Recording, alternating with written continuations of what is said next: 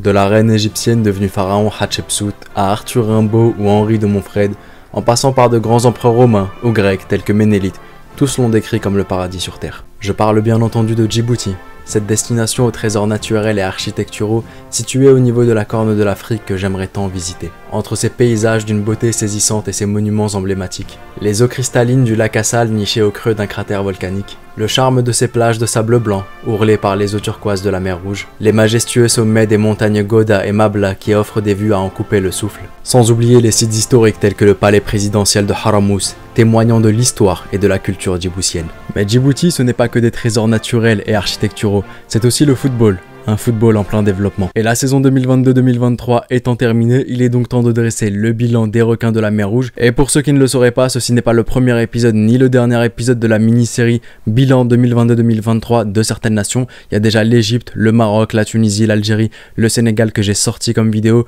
Aujourd'hui, on s'attaque aux requins de la mer Rouge à Djibouti. Il y aura d'autres nations africaines, des nations aussi peut-être non africaines.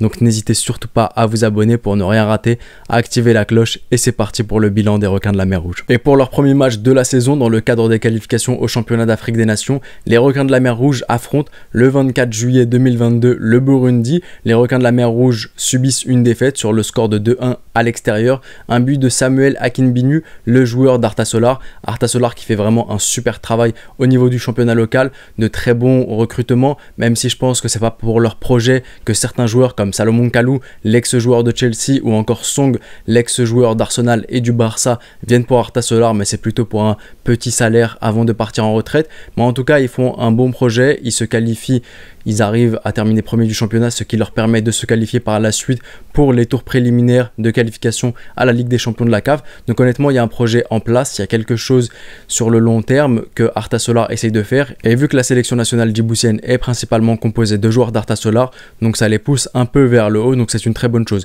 Match au retour, 5 jours plus tard, Djibouti 2-1, une égalité parfaite, et ça va donc au tir au but. J'ai aucune information malheureusement par rapport à ce match-là, j'ai pas les compositions, j'ai pas qui sont les buteurs, mais en tout cas en tir au but, c'est Djibouti qui l'emporte, et malheureusement je sais pas si c'est les attaquants qui ont marqué, c'est les défenseurs qui ont marqué, j'ai pas réussi à trouver de highlights, mais en tout cas de ce que je vois, et même avec le tournoi des 4 nations il y a un mois de cela, je vois que Djibouti compte énormément sur ses attaquants pour marquer.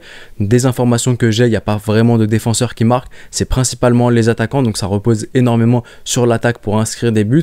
Et au moins du bon côté de la chose, c'est que les attaquants sont prolifiques, les attaquants ont de la finition et peuvent eux au moins marquer leur but. Mais malheureusement, après s'être qualifié au tour suivant en ayant battu sur l'ensemble des 2 matchs le Burundi, Djibouti fait face au Soudan et malheureusement le rêve s'arrêtera là. Le Soudan sur la double confrontation les bat et le rêve djiboutien s'arrête ici. J'ai pas non plus d'informations par rapport au buteur qui a marqué. Est-ce qu'il y a toujours les attaquants qui marquent? Est-ce que c'est toujours Samuel Akinbinu qui marque? Parce que je vois que lors du tournoi des 4 nations, il a aussi marqué, il a aussi beaucoup porté l'équipe, donc c'est quelque chose de plutôt pas mal et j'aurais voulu avoir ces informations là pour voir si on s'inscrit sur un projet de attaquant super et on repose un peu moins sur la défense, ou est-ce que sur les coups de pied arrêtés on compte aussi sur les défenseurs pour monter et marquer des buts? Quels sont les points forts et quels sont les points faibles de l'équipe? Malheureusement il n'y a aucune statistique, il n'y a même pas de données sur les scores de résultats, donc je suis désolé de ne pas pouvoir vous fournir ça, mais il y a des choses intéressantes en dehors du rectangle vert maintenant.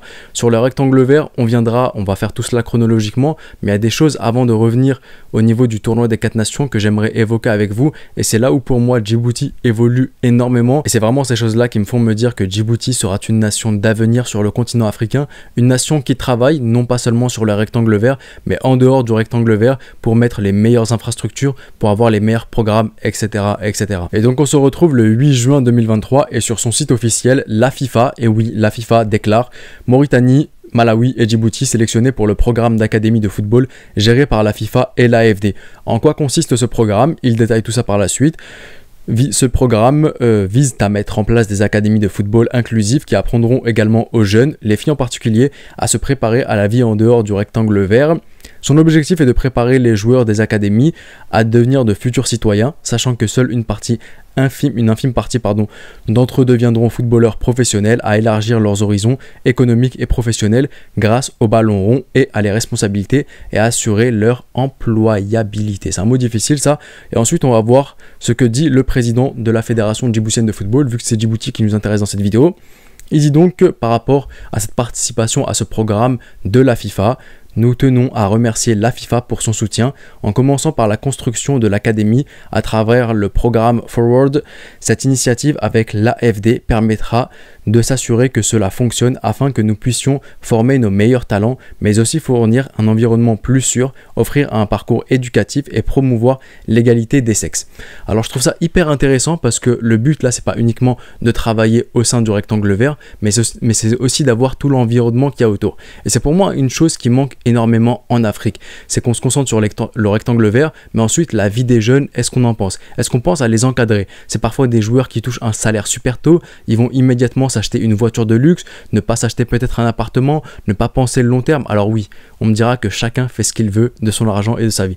Je suis d'accord, mais malheureusement, il y a des jeunes qui ne savent pas très bien comment utiliser cet argent. Ils veulent ressembler à des joueurs qui ont des millions et des millions qui peuvent se le permettre en s'achetant des voitures et en oubliant le principal. Et malheureusement, il y en a beaucoup qui finissent endettés et qui n'ont plus d'argent à la fin. Et si dans le fond, je trouve ce programme hyper bienveillant et hyper instructif pour les jeunes et que c'est une avancée dans le football et que tout le monde devrait en prendre exemple, il n'en demeure pas moins que dans la forme, c'est encore plus intéressant parce que Djibouti a été sélectionné pour ce programme-là. Et pourquoi est-ce que Djibouti a été sélectionné?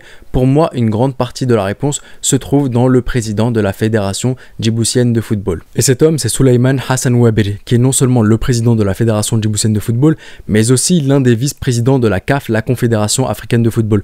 Donc le mec a un haut poste au niveau continental. Et partout dans le monde, et pas seulement en Afrique, mais plus particulièrement en Afrique, il faut le reconnaître, quand tu as un poste aussi élevé au sein d'une confédération, deux choix s'offrent à toi. Le premier choix, c'est tu sers tes propres intérêts, tu magouilles, tu mets l'argent dans ta propre poche. Le deuxième choix, c'est tu sers les intérêts de ton pays et tu fais évoluer ton pays sur différents secteurs.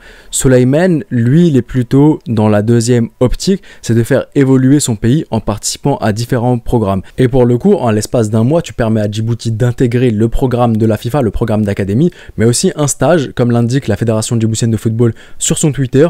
Roubleh Ahmed, le technicien en gazon de la Fédération djiboutienne de football, bénéficie d'une formation de pointe au Maroc. Il faut noter que le Maroc, en termes d'infrastructure en Afrique, en termes de forme de stade, c'est incroyable. L'état de la pelouse, le gazon, c'est de classe mondiale. Donc oui, tu vas avoir une très très bonne formation. Et c'est là où ça me confirme que l'homme sert les intérêts de son pays. Par la suite, dans le cadre du programme Forward, la FIFA a organisé un stage de formation pour les techniciens africains chargés de l'entretien et de la maintenance des gazons des terrains de football.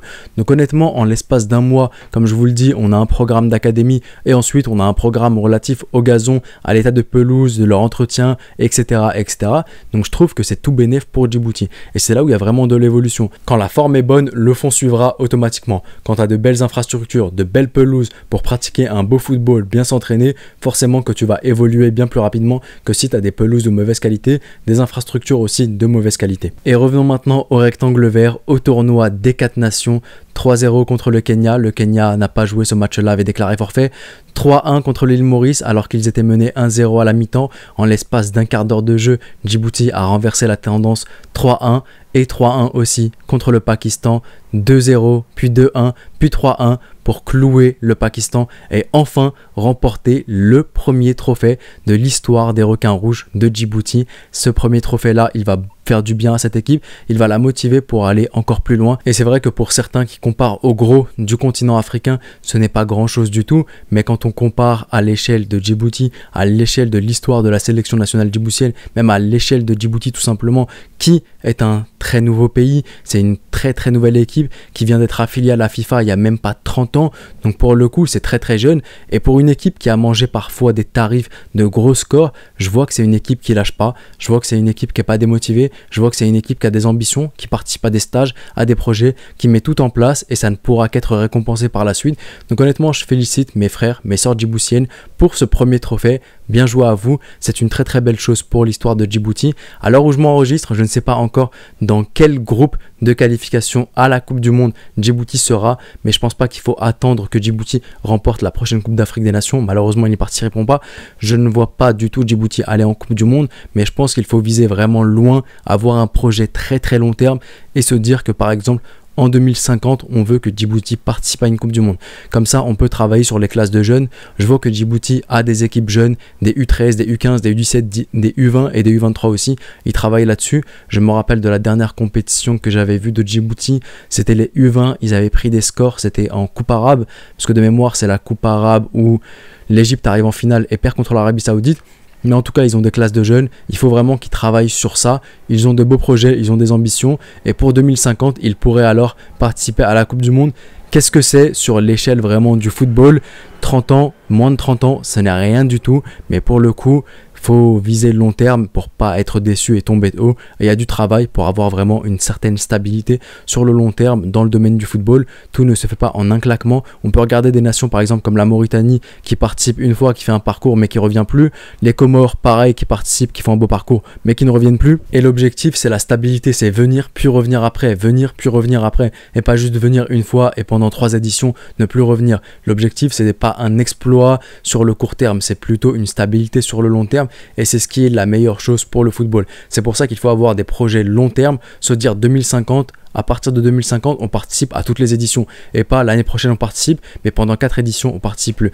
Et pour le coup, Djibouti, même si la saison n'est pas peut-être pas folle, la saison n'a pas bien commencé en ne participant pas à la prochaine Coupe d'Afrique des Nations en Côte d'Ivoire, en n'ayant pas participé au Tchad qui a eu lieu en Algérie. Mais il n'empêche que la saison a très bien terminé avec des programmes en lien avec la FIFA, avec un président de fédération qui a un poste de vice-président au sein de la Confédération africaine de football, qui ne travaille pas pour ses propres intérêts, de ce que je vois, mais qui travaille pour les intérêts de son pays, de la Fédération djiboutienne de football et de son équipe nationale, avec des programmes en lien avec les infrastructures, etc.